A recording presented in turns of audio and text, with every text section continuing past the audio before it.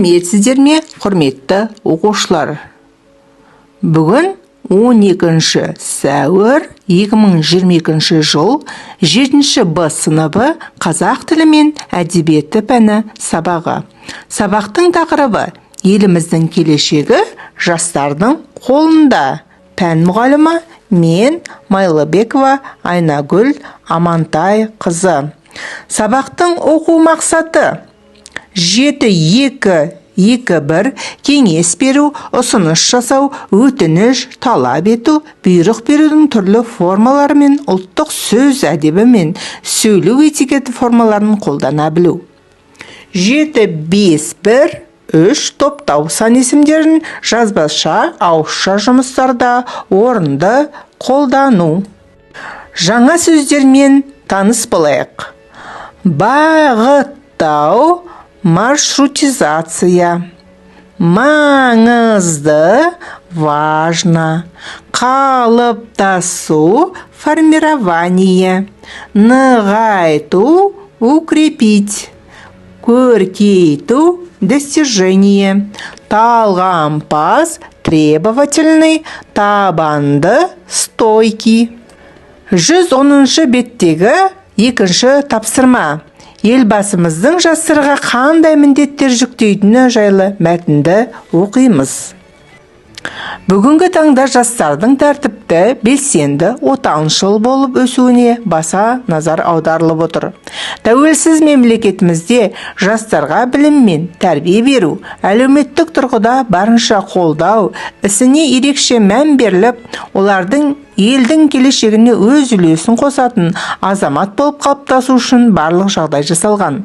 Елбасымыз, еліңнің ұлы болсаң, еліңе жаның ашса, азаматтық намысың болса, қазақтың мемлекетін нығайтып, көркею жолында теріңді төгіп еңбек ет.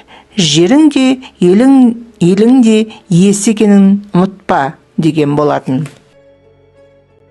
111 беттегі 4-ші тапсырма. Мәтіннен сан есімдерді тауып, сөйлем құрастыр. Мәтіндегі сан есімдер, мынандай сан есімдер. Яғни балалар, біз қазір жаттығу жұмысын орындаймыз. Берілген сан есімдерді сөзбен жаза отырып, бірнеше сөйлем құрастырамыз. Және де құрастырған сөйлемдерді жеке-жеке оқып шығамыз. 111 беттегі 5-ші тапсырма. Мен елімнің болашағымын тақырыбы бойынша қосымша мәлімет жина. Еліңнің ертеңі үшін сен не істей аласың деген сұраққа жауап бере отырып, диаграмманы толықтырып келесіздер. Яғни, мен елімнің ертеңі үшін не істей аламын деген сұраққа диаграмма құрастырамыз. Еліміздің келешегі жастардың қолында демекші, құрметті оқушылар, сіздер де ертеңгі Қазақстанның болашағы боласыздар. Сондықтан да сендердің бүгінгі пікірлеріңді жеке-жеке тыңдап өтейік.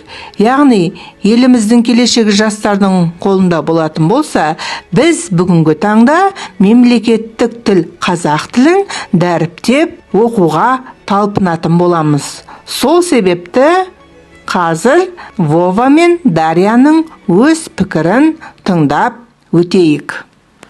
Әлемде 6000 тіл бар екен. Соның ішіндегі ең әуезді ең көркем де шебер. Бай тіл қазақ тілі. Құмбырлеген күйлері мен әсем. Әуенді әндері қандай тамаша. Мен қазақ тіліне құштармын. Сесімбі көйлерінің тарқалғының қазақ тілінде көрінеді. 15-20 сөзден жатап, үйрене берсек. Бірте-бірте қазақ тілінде тамаша сөйлеп кетеміз достар.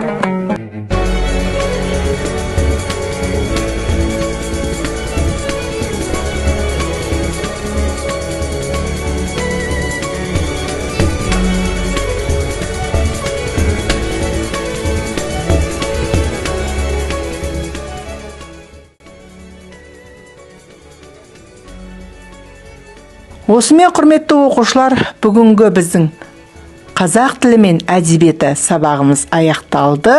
Назарларыңызға рахмет. Сау, саламатта болыңыздар.